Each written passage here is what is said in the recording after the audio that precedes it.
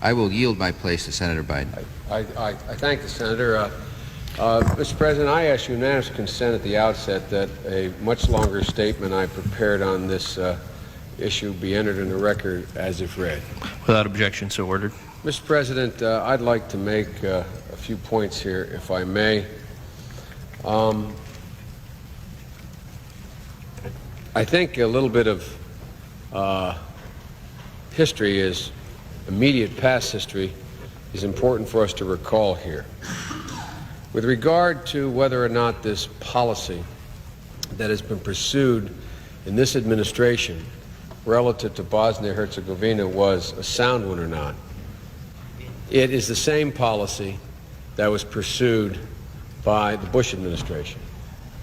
The Bush administration set a policy in motion that said we would support an arms embargo against the Bosnian government as well as others, and that we would not use air power to relieve the genocidal actions of the Serbs.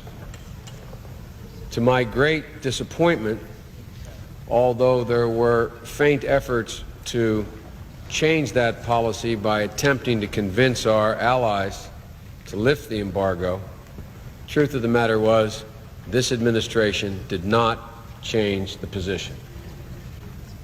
Some of us, as long ago as the last 4 months of the Bush administration, argued loudly, if not persuasively, that the Bush policy was an incorrect policy, argued that we should lift the arms embargo, and in addition to that, that we should supply weapons to the Bosnian government, which at that time was a multi-ethnic government made up of a council of presidents, roughly divided a third, and a third between Muslims, Croats, and Serbs within Bosnia. A Bosnian army that was made up of Bosnian Serbs, Bosnian Croats, and Bosnian Muslims. And we even passed the so-called Biden Amendment through both houses of the United States Congress that authorized the President of the United States to seek a lifting of the embargo and to transfer up to $50 million worth of weaponry off the shelf to the Bosnian government. That was in the last months of the Bush administration. I don't say this to speak to so much what I did or didn't do, but to mark it historically. I think after Senator Moynihan was one of the few people who went to Sarajevo, went to near Srebrenica, went to Tuzla, went to Belgrade, went to Zagreb, met with Karadzic, met with Milosevic, met with Umprefor, met with the Croatian leadership, and came back and wrote a report, at which time I was debriefed by the Secretary of State and the President, and the report called for lifting the arms embargo and using air power to strike at the Serbian genocidal undertakings that were just that. Back then, I was not the only one in the world community, but I came back and pointed out that this was raw, unadulterated genocide, that the Serbs had set up rape camps, a policy explicitly designed to take Muslim women primarily into camps, rape them, have them carry the children to term in order to intimidate and pollute the Muslim people in Bosnia. Everyone said that wasn't going on. This was not 1937 or 1938 or 1940. But now no one questions it occurred. Remember coming back after going up through Mount Igman and over the mountains into a place called Kisseljack, and going through villages and coming back and saying, there are graves. You could ride through a village in the mountains and see 3 or 4 homes pristinely kept, window boxes, flowers, 3 in a row. Next home, a hole in the ground. Next home, perfectly kept, 2 holes in the ground or a chimney sticking up after that. And graves at the end of the town road. And I was told by our own people, as well as the French, God bless them, and the Brits, that these folks are all the same. They're all bad guys. They're all like this. They've all been doing this for all of the last 4 centuries, which is historically inaccurate and was inaccurate in terms of what was taking place at the time. I remember when we watched on television, the senator from Arizona and I spoke to it on the floor that night when they overran Srebrenica. And you could actually see UN soldiers sitting there with their blue helmets and hats on top of tanks, watching the Serb conquerors take the women in Cholab and send them in one direction, and take the able-bodied men and send them in the other direction for extermination. This wasn't because they wanted segregated prison cells. They took them to the woods, they dug holes, they shot them, they dropped them in the holes, they poured lye on their body and bulldozers the dirt over them. And we were told, no, that's not happening. Now we have satellite imaging that uncovers this. Surprise! Surprise! Oh, my Lord, this is happening. And the reason I bother to say this, because I know you all are tired of hearing me saying it for the last 3 years, is to make one very important point. And one, with all due respect, I don't think the President has accurately made. And that is, what is our interest in Bosnia? Is there a vital interest? Is there an interest? Or as my friend from Missouri said, does this action represent our interest and our values? Well, if this does not represent our interest and our values, then nothing that has happened since the end of World War II represents our values. How many in this chamber, like me, have gone to Holocaust memorial events and heard the refrain, never again, never again? On the same continent, in the same proximity, to the same death camps, it is happening again and happened again. But this time it was not Jews, it was primarily Muslims. In 1935 and 37 and 39 and 41 and 43, had it been Catholics like me or Protestants like many in here who were being taken to death camps, the world would have risen up years earlier. But it was not. It was Jews. And we all turned a blind eye as a world. I respectfully suggest, were it not Muslims this time who were in the rape camps, were it not Muslims who were being exterminated, who were part of this new phrase. I wonder how many of us ever thought, as students of World War II or as participants in World War II, that we would ever serve in the Senate and hear the phrase openly used by one party in a conflict, and the phrase being ethnic cleansing. Ethnic cleansing.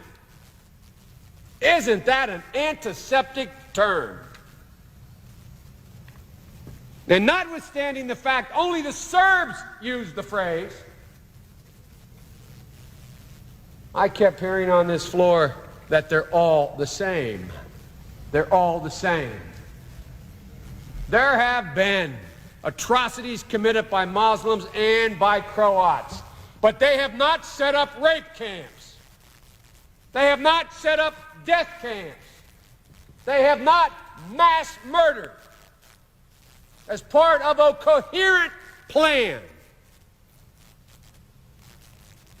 of people based upon their ethnicity and their religion. That's called genocide. Genocide.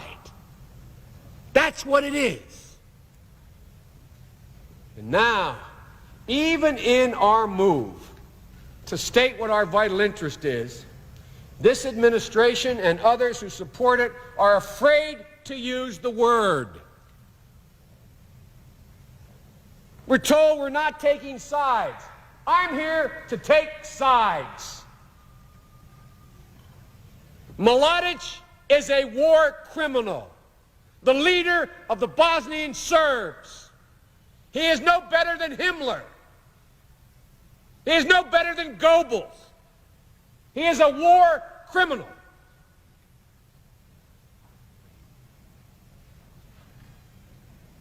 Karadzic is a war criminal.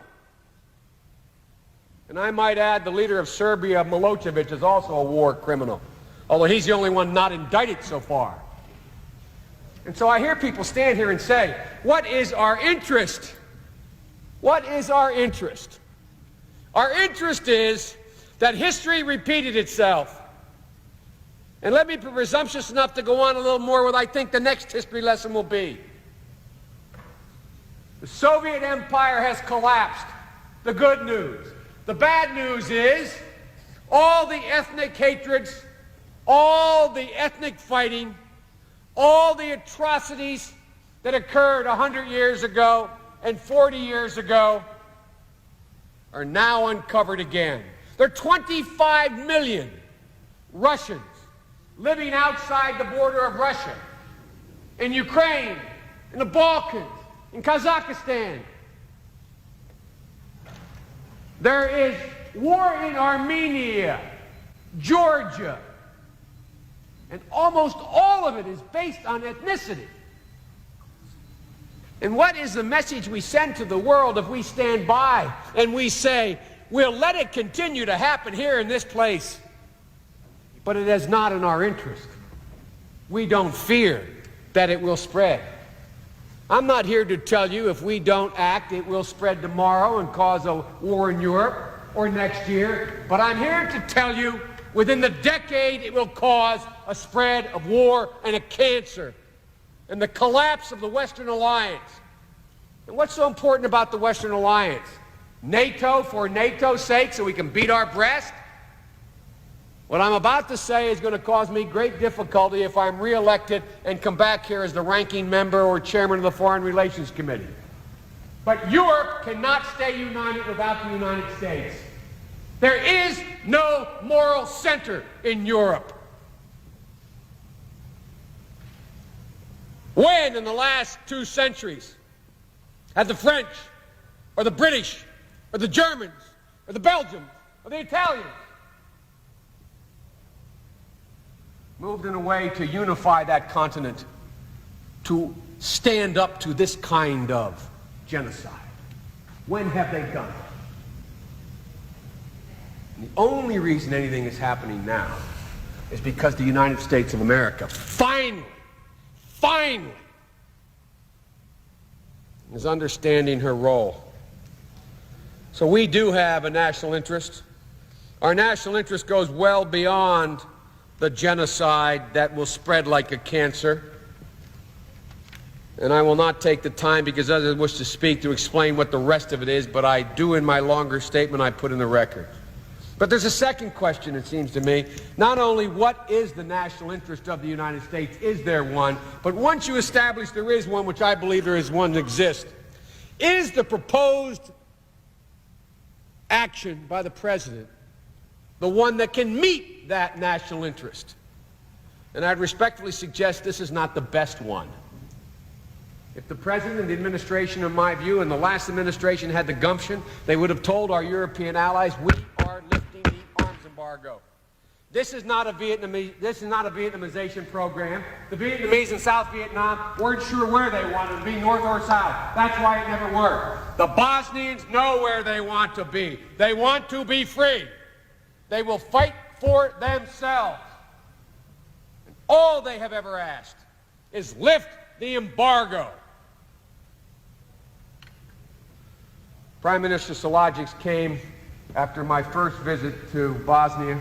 I asked in my office, and 12 of my colleagues, all good men and women, came, Democrats and Republicans, because the word was then, you know, if we lift the embargo, it's just going to make it worse for those poor folks. More are going to get killed. And one of my colleagues, very informed in foreign policy, one of my Republican colleagues and Democratic colleagues, sat at my conference table and said the same thing to Salagic. And Salagic said something I will never forget as long as I live. He looked at this senator and he said, "Senator, at least do me the honor and the privilege of choosing how to die. Senator, do not send me food to fatten me and my family in the winter, only to be assured that I will be killed with a full stomach. Give me a weapon. Let me defend myself and have the good grace to let me choose how to die." He then went on to add, "I'm not asking for you to send a single American troop. I'm not asking for you to send a single American. Just asking you to lift this immoral embargo." Well, that's what should have been done. Because the only time, as a student of history of the Balkans, and I suspect I have read as much as almost anybody in here, at least I've tried my best. I've gone there twice. I've spoken with everyone I could speak to. The last two Balkan wars, the only time they end is when all parties conclude they cannot achieve any more on the ground than they can at the peace table. But events have overtaken us, and the event that has overtaken us is called Dayton. And one of the things that bothers me most, I say to my friends here in the Senate, both men of experience, is the part I don't like about being senator is when presidents don't get it right, we don't get to make the best choice. We get to choose among bad choices. And it's that old thing about the Hobson's choice. Two bad choices, no choice at all.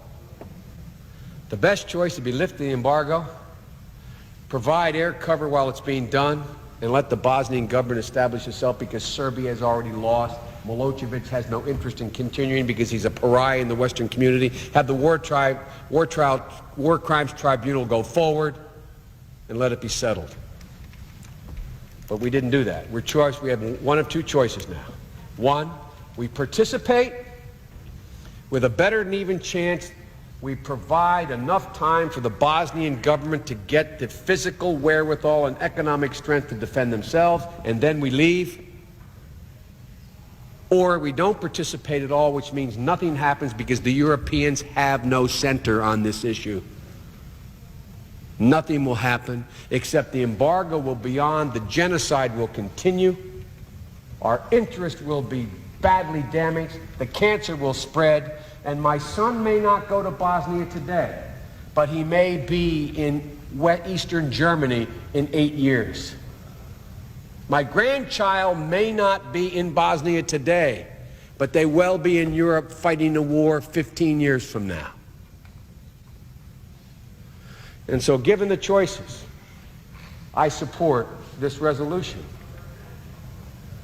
I support it because we do have a vital national interest, and we do have a moral rationale for our engagement.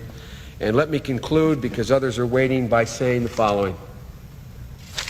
If we thought we had a moral interest, a national interest in restoring the Emir of Kuwait to the throne, restoring the Emir of Kuwait to the throne, God bless his soul, to send 500,000 troops there, tell me why we don't have a moral interest in stopping what was international aggression by Serbia, crossing the Drina River into a UN-recognized country, and participating in fomenting genocide.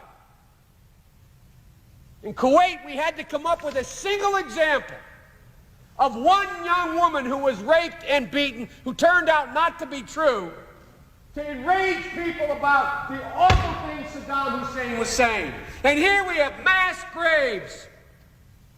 I visited with Bob Dole a hospital in Sarajevo. You know who was in the hospital? 7 children. You know why there were only 7 children?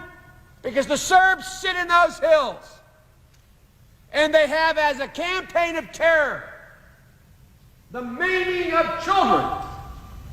Walk with me through Sarajevo streets and see draped across the roads blankets and sheets. I thought it was the Lower East Side in 1919 in New York. And I asked why. You know why they're there? To take off the line of fire from Serbian snipers shooting children. We pretended it didn't happen. Ask Bob Dole. We stood beside a beautiful raven-haired child who looked at us as we spoke, and the neurosurgeon said, the reason she's not turning is she has no sight. He turned her head. The bullet had gone through the back of her head, severed the optic nerves, and came out the other side. There were 7 children in that hospital. Nobody else. And it was a planned campaign by Mladic and the Serbs to terrorize the Muslim community. So let me tell you, if your moral center is oil, I understand you.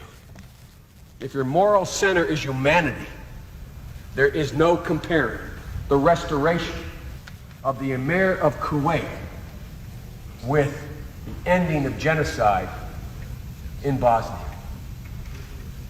But the only exit strategy, I say, Mr. President, there's only one, and I hope the President, with all due respect, understands it and commits. Only one exit strategy.